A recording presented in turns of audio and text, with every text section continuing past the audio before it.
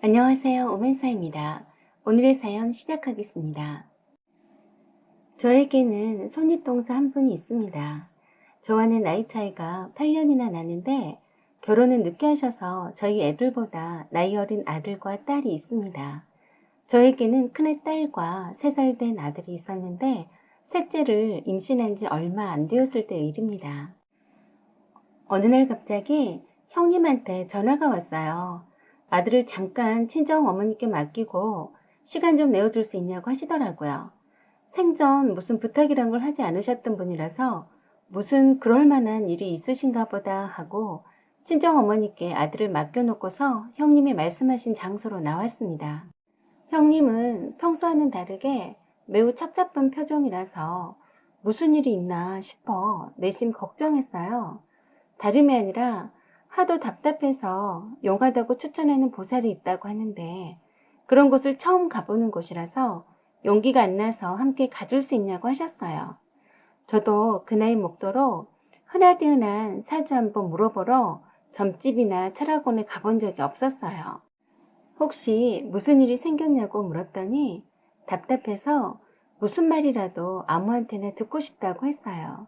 평소에도 속마음을 잘 털어놓지 않아서 형님이 무엇 때문에 그러시는지 알 수 없었지만 저를 믿고 부르시는 것 같아서 일단 더 이상 묻지 않고 따라갔습니다. 승용차로 교회로 한참을 가더니 비포장길을 또 한참을 갔는데 어느 남자 앞에 섰어요. 평범한 흔한 불교식 작은 절이었는데 문을 열고 내실로 길다란 통로를 따라 들어갔는데 겉보기에는 다르게 건물이 상당히 크더군요. 아무도 보이지 않고 형님과 저만 조용히 살금살금 걸어갔는데 정말 혼자 왔으면 다시 돌아갈 뻔한 각이더군요.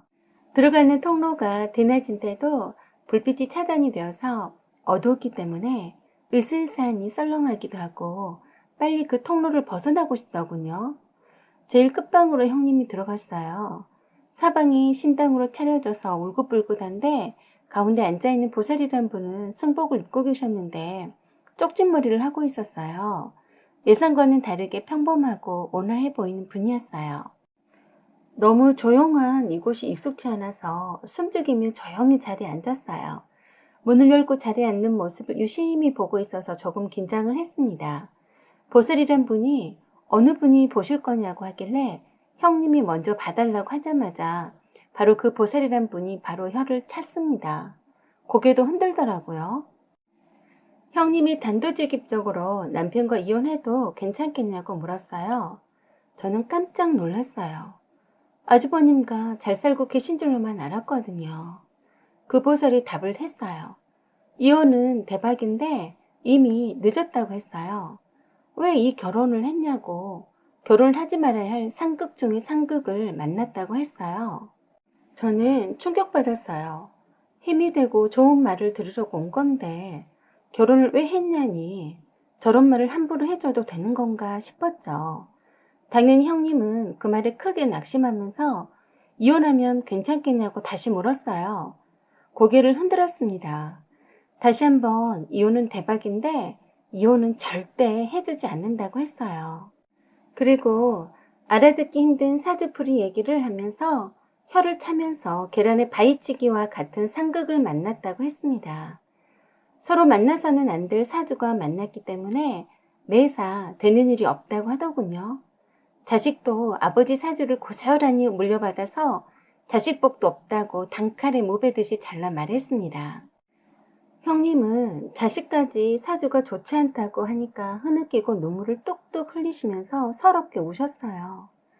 제가 보다 못해서 그 보살한테 어떻게 그렇게 심한 말을 하시냐고 하면서 형님한테 이런 말을 믿으면 안 된다고 했습니다. 그러면서 없는 소리를 듣기 좋으라고 말해주지 않는다고 하면서 그대로 얘기해주는 거라고 했어요. 이혼만 할 수 있으면 제일 좋은 방법이긴 하지만 절대 이혼도 할 수 없는 걸로 나온다고 했습니다. 형님은 다른 것은 몰라도 아들과 딸의 사주도 그대로 물려받다는 말에 오열하셨어요. 저는 기가 막혔어요. 이런 말을 들으려고 이 먼 데까지 왔나 싶어서 바로 돌아가고 싶었습니다. 아니, 그 보살이란 분은 어떤 위로도 해주지 않았어요. 하다못해 고집부렁이라도 좋아질 수 있다라든가 하는 말들을 전혀 해주지 않았어요. 무조건 왜 결혼을 해서 고생을 자초했냐고만 탓하더라고요. 형님이 저보고 같은 형제지간인데 저희 남편은 어쩐지 물었어요. 괜히 긴장되고 손에 땀이 다 나려고 했습니다. 그랬더니 그 보살이 너무도 뜻밖에도 여기는 같은 형제지간이라도 전혀 다르다고 했어요. 잘 살겠다고 하더라고요. 일단 안심은 되었어요. 큰애인 딸을 물어보니 노래면 노래, 춤이면 춤, 공부면 공부, 부모가 원하는 대로 다 되는 사주라고 했습니다. 그리고 둘째 아들은 누나만 못하다고만 했습니다. 그렇지만 사주가 좋아서 둘 다 잘 산다고 했어요. 그리고 뱃속의 아이도 물었더니 딸이면 살고 아들이면 죽는다고 했어요. 생각만 해도 끔찍했습니다. 그리고 남편과 자주 다투는데 자주 싸우는 것이 도움이 되냐고 물었더니 그렇다라고 했습니다. 그러면서 형님한테는 부부싸움을 하면 할수록 더욱 안 좋아지니까 피해야 하는데 저희네는 부부싸움을 해도 나빠지지 않는다고 하면서 한 형제라도 완전 다르다고 비교까지 하더군요. 그리고 저를 보더니 목에 칼이 들어와도 할 말은 한다고 했어요. 그게 나쁘지만은 않다고 했습니다. 제가 나중에 집 울타리 밖으로 뛰쳐나가려고 하면 남편이 울타리를 계속 보수해가며 지킨다고 하더군요. 한마디로 가정적인 남자라고 했어요. 그리고 노후에 들어서 돈을 세겠다고 했습니다. 그러나 형님에게는 그 사주가 끝까지 간다고 했습니다. 피할 방법은 없다고 단정짓더군요. 남편의 건강을 물었더니 장이 좋지 않다고 했어요. 집안 내력 때문에 간이 좋지 않을까 싶었는데 뜬금없이 장이 좋지 않으니 신경 쓰라고 했습니다. 그리고 남편이 대기만성형으로 말년운이 채여서 노후에 경제적으로 풍족하겠다고 했습니다.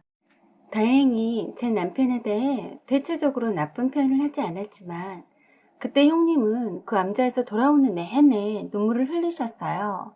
저딴 거 믿을 것이 못 되니 잊어버리자고 했어요. 그때쯤에 형님과 아주머님이 크게 부부싸움 하시고 형님이 애들을 놔두고 집을 나가셨어요. 그래서 시어머니께서 형님 집에 오셔서 애들을 돌보고 계셨습니다. 시어머니 부탁으로 형님한테 전화를 드렸더니 굉장히 시부모님한테 대한 불만이 많으셨어요. 그냥 두 분이 싸우셔서 집 나가신 줄 알았는데 시부모 욕을 엄청 하시더라고요.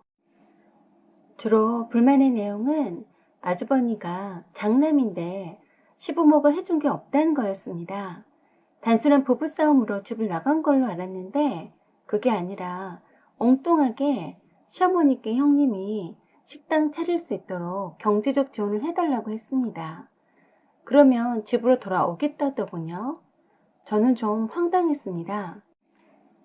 제가 알기론 아주버님 집도 시부모님이 사주신 거였거든요.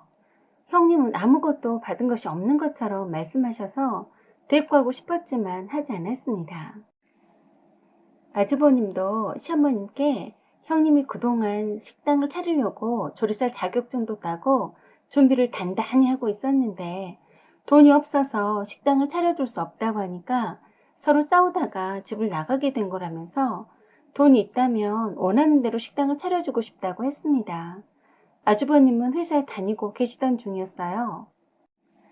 시어머니는 잘 되는 식당도 요새 폐업이 속출하는데 굳이 힘든 식당을 해보겠다고 하냐고 하시면서 고집 부리지 말라고 하셨었죠.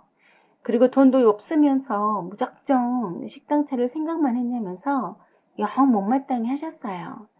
뻔히 아주버님 월급과 경제력은 다 알고 있는데 굳이 시부모 돈으로 식당 차릴 생각을 했다고 여기셨어요.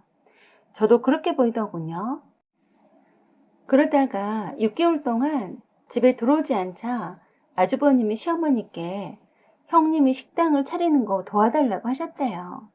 더 이상 육아를 시어머니가 도맡아 하는 것도 힘들고 애들한테도 엄마가 필요하다며 한 번만 도와달라고 사정했답니다. 하는 수 없이 시부모님은 의논 끝에 식당 차리는 일체를 다 대주셨습니다. 그리고 큰 며느리의 처사를 아주 괘씸해 하셨지만 처음이자 마지막이다라는 생각으로 해주신다고 하셨어요. 형님은 못 이긴 척 집에 돌아오셨고 그동안 형님이 눈여겨봤던 식당을 인수해서 운영하셨어요. 그런데 아주버님은 형님이 식당을 인수하자 배달 직원이 필요하다면서 잘 다니던 회사를 그만두시고 형님과 함께 식당 일을 하시기 시작했어요. 공장 단지 내에 있는 식당이라서 경쟁업체가 많이 없어서 식당 매출이 수직 상승했다고 해요. 형님이 또한 음식 솜씨가 좋으셔서 배달도 많이 늘어서 배달과 홀주방 직원들도 하나씩 늘었습니다. 그렇게 식당이 안정권에 들어갔는데도 시부모님에게 가져간 돈은 갚을 만도 한데도 한 푼도 갚지 않으셨고 용돈 한 번 드리지 않았습니다.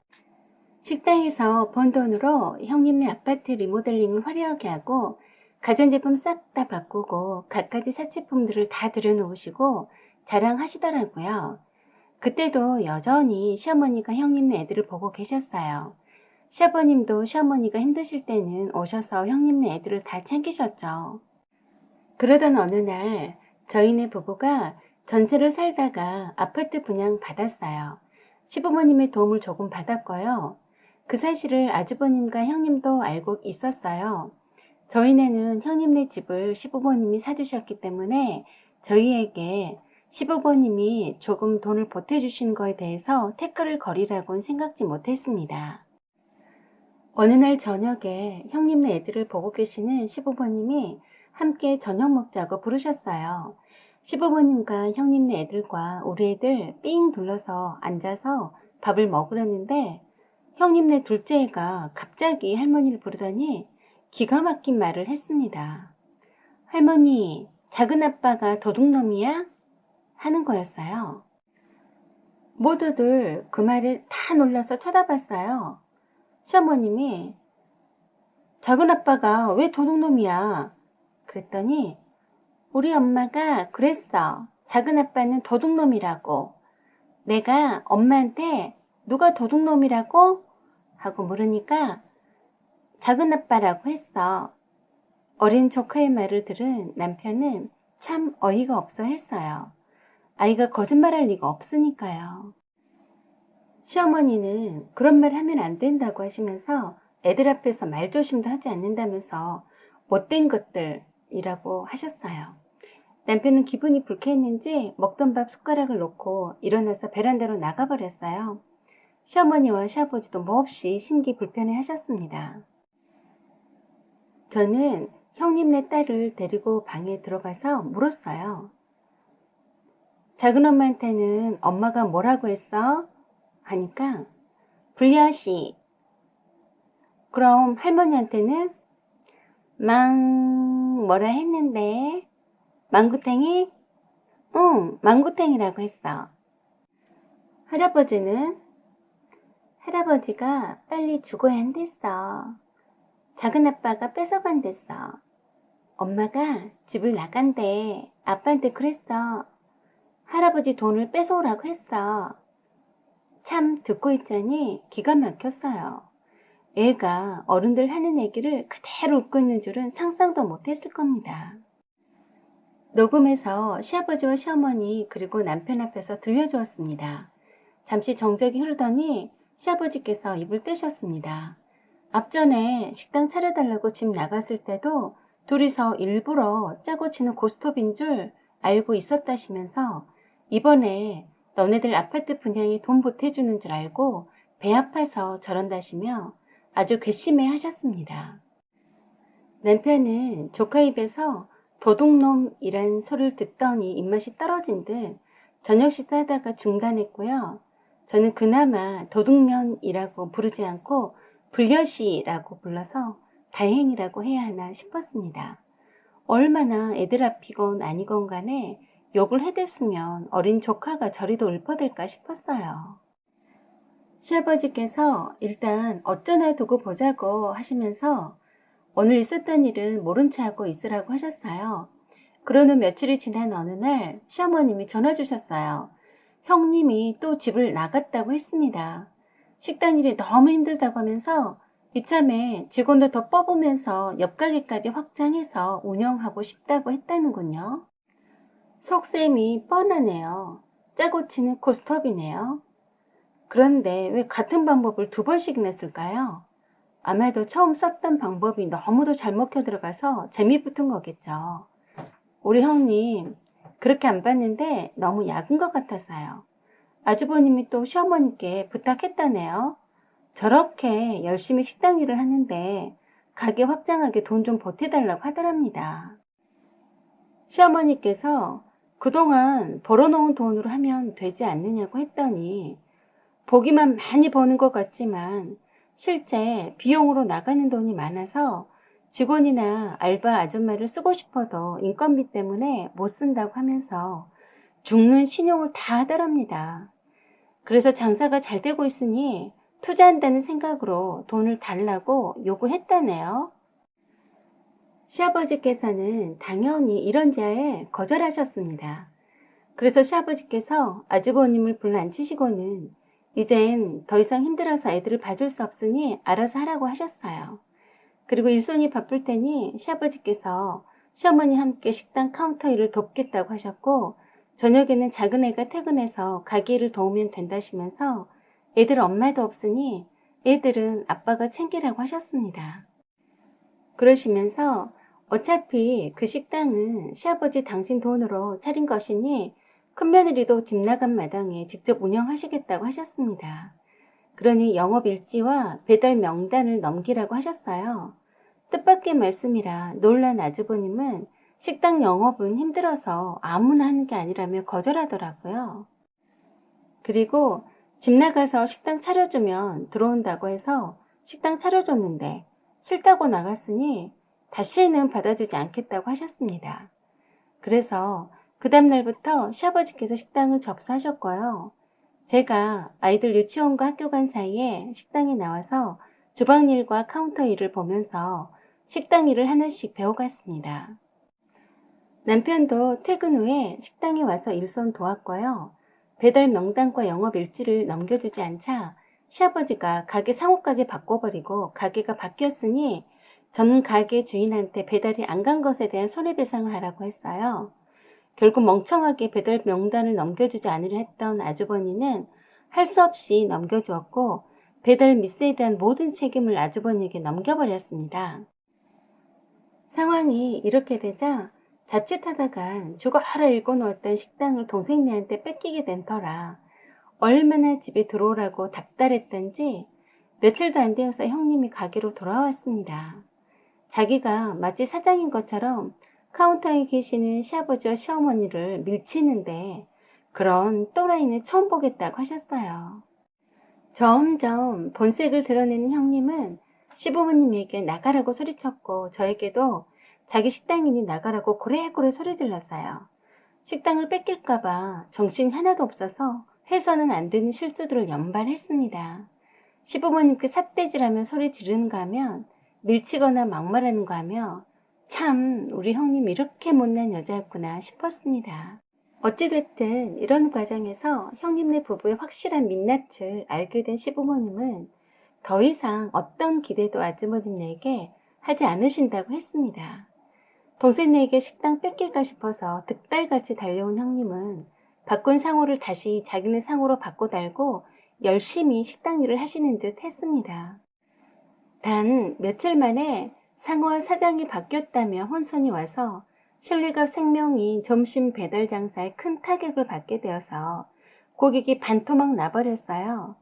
그 때문에 형님과 아주버님은 식당에서 투닥투닥 싸우게 되니 홀 손님마저 사라지게 되었어요. 결국은 1년 만에 식당을 접었습니다. 식당을 접은 후에 아주버님은 특별한 벌이도 없이 주식을 하시는 것 같더니 시아버지께서 해주신 집을 담보로 대출을 받아서 주식에 다 쏟아 넣고는 한 큐에 다 잃어버렸습니다. 그러자 형님은 또 아주버님에게 시부모님께 찾아가서 도와달라고 부탁하라고 시키셨는데 시부모님은 이런 제안에 거절했습니다. 줄 돈이 바닥났다고 하셨어요. 아주버님은 남편에게도 돈을 빌리러 왔습니다. 저희 부부는 아파트 입주로 잔금도 치러야 하고 돈 들어갈 때가 많아서 빌려줄 수도 없는 상황이었죠. 정말 우습게도 남편이 시아버지에게 돈을 빌려서 자기에게 다시 빌려달라고 하더군요. 남편은 딱 잘라 거절했어요. 그리고는 술을 왕창 먹고 한참 취해서 가다가 뺑소니 차에 치여서 반신불구가 되었습니다. 그 병원비도 없어서 결제를 못하고 있길래 남편이 대신 결제해 주었어요. 또 그 틈을 타서 시부모에게 빚이 있다면서 집 담보대출금을 갚아달라고 사정하는데 시부모님께서는 미안하다며 돈이 진짜로 줄 돈이 없다고 하셨습니다. 담보대출금을 갚지 못해서 시부모님이 사주신 집을 홀라당 경매로 넘기고 월세로 원룸살이가 시작되었는데 형님은 하는 수 없이 입에 풀칠을 해야 하니 식당 주방 일을 나갔습니다. 그때도 형님은 시부모님이 도와주지 않으신다고 원망이 하늘을 찌를 듯이 했습니다. 아직도 정신을 못 차리더라고요. 왜 자꾸 시부모님에게 기댔는지 모르겠더라고요. 그 뒤로도 아주버님은 시어머니를 어시게 해서 모성본능을 자극해서 어떻게든 시부모님의 돈을 뜯어내려고 안간힘을 썼지만 한번 닫아버린 시부모님의 지갑은 절대 열리지 않았습니다. 소용없는 짓이란 걸 아셨던 거죠. 아주버니를 이용해서 시부모님의 돈을 탐냈던 형님의 계획이 수포로 가자 형님은 아주버니에게 주식 때문에 집을 날려버린 일로 해서 제발 죽으라고 날이면 날마다 노래를 불렀다네요. 반신불수가 인간이냐면서 구박하고 또 구박했다고 했어요. 일부러 시어머니 보는 앞에서 아주버니를 함부로 대하고 죽일 듯이 구박하며 협박식이니 시어머니가 피눈물을 흘리면서 4천만 원을 생활비로 건넸다고 했습니다. 이제 시어머니 지갑이 열렸다고 생각한 형님은 어이없게도 그 돈으로 새 차를 뽑았다는군요. 그러면서 아주버니의 병원 물리치료를 핑계로 돈 요구가 끊임없었는데 더 이상 주지 않았다고 했습니다. 시어머니가 더 이상 아주버니를 찾아오지도 않고 연락도 하지 않게 되자 반신불수인 아주버니에게 죽으란 말을 입에 달고 살았답니다. 냉장고에 소주와 맥주를 사다 놓고 마음껏 마시라고 하면서 수면제도 통째로 사다 주더라네요. 그러면서 지긋지긋하니 제발 빨리 죽어주라고 했답니다.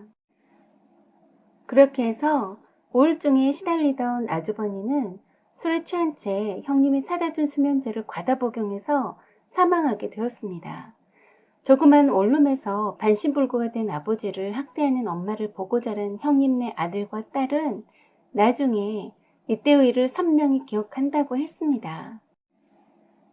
형님네 아들과 딸은 반신불수인 아버지가 미워서 학대한 것도 모자라서 술과 수면제를 가져다 주며 자살하라고 방조했다고 했습니다.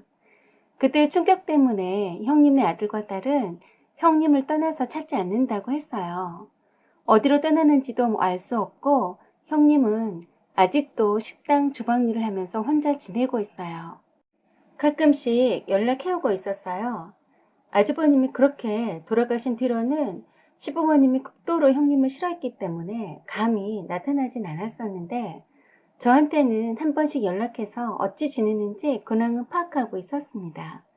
얼마 전에 몸이 안 좋아져서 일도 못 다니고 하루 종일 누워있기만 한다더군요. 병마와 외로움에 지친 듯이 보였는데 불쌍했지만 선뜻 찾아가 보고 싶지는 않았어요. 아들과 딸 자식이 있는데도 저렇게 외면받고 혼자서 힘겹게 살아가고 있는 형님을 보니 그때 그 보살이 말한 사주팔자가 맞는 건가 하는 생각도 해봤습니다. 사연은 여기까지입니다. 혹시 주변에 사주로 인한 비슷한 경험이 있으시면 말씀 나눠주세요. 구독과 좋아요, 댓글 부탁드립니다. 사연 제보도 보내주세요. 지금까지 시청해주셔서 감사드립니다.